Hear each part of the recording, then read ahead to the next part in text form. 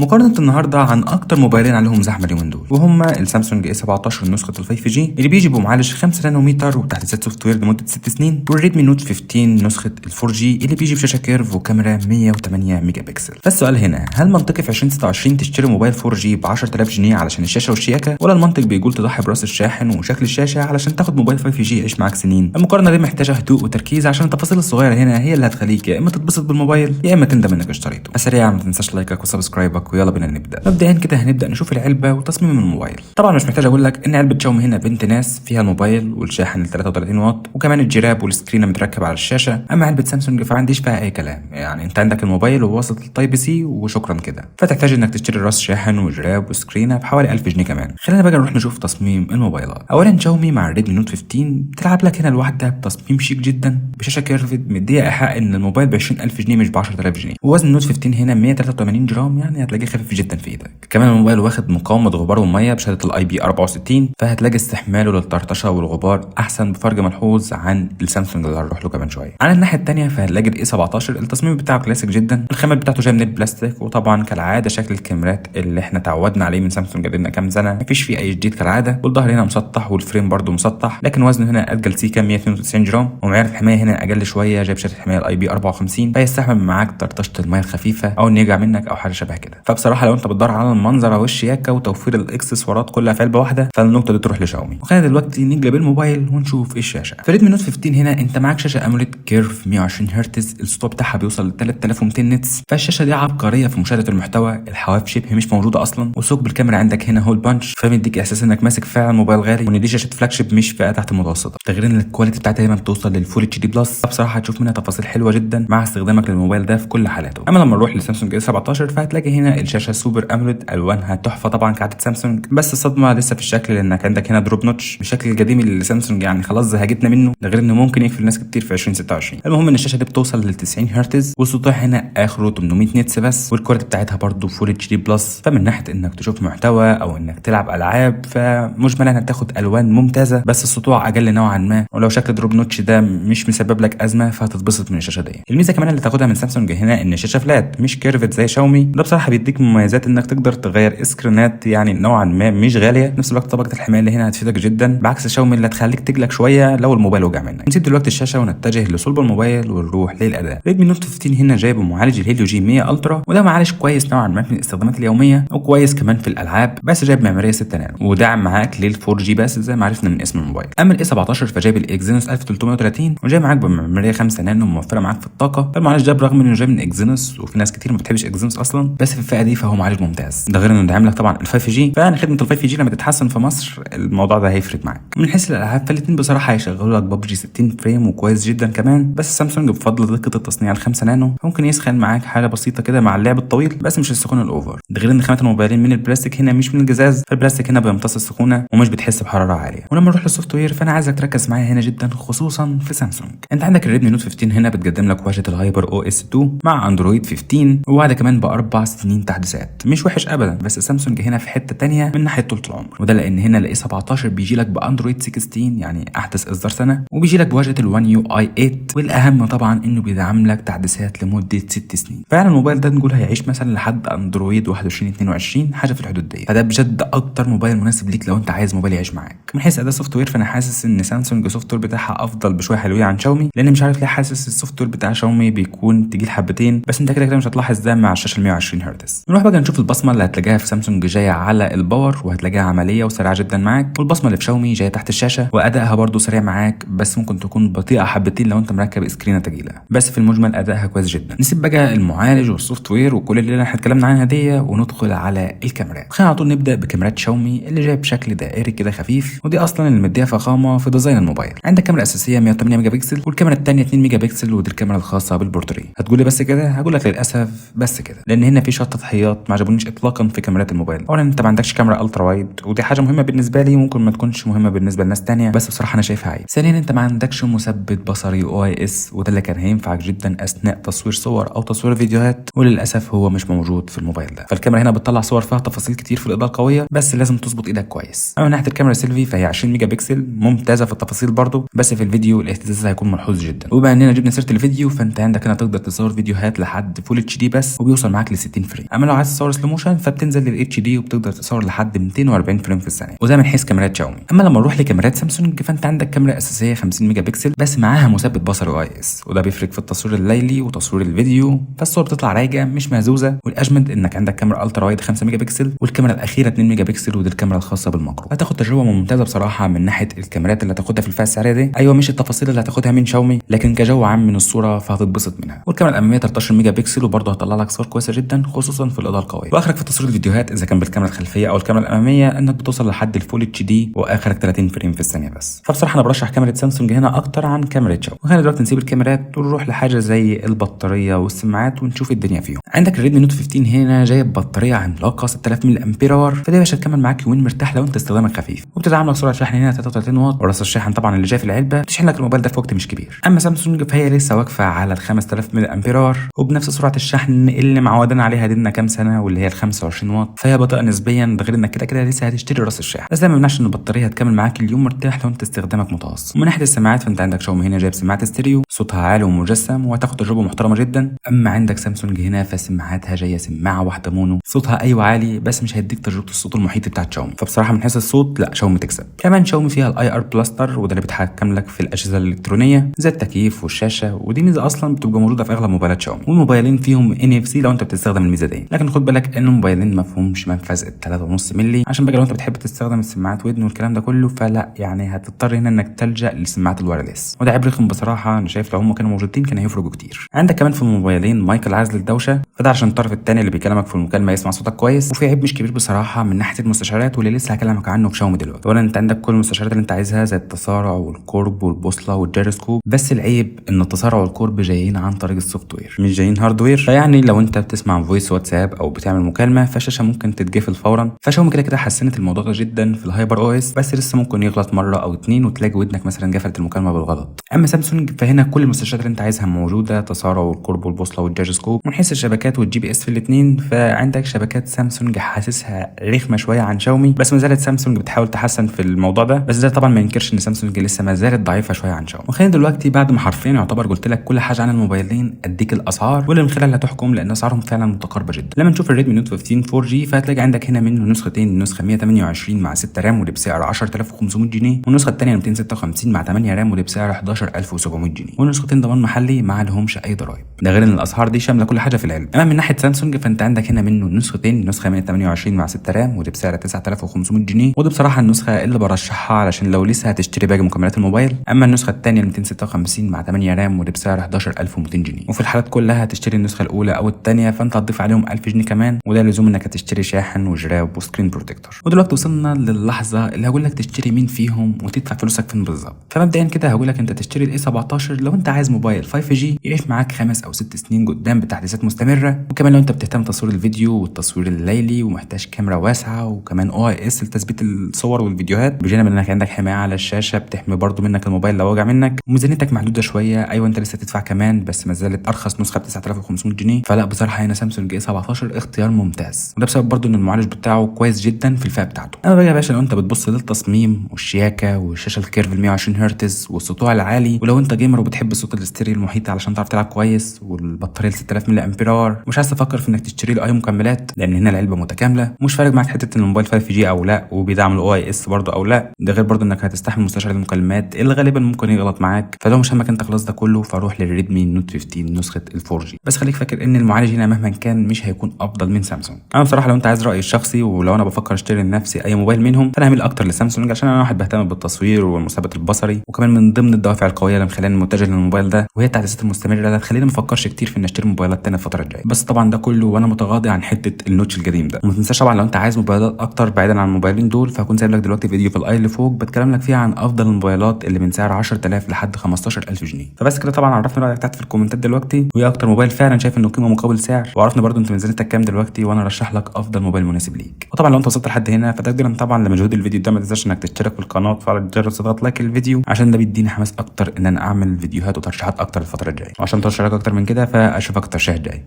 سلام.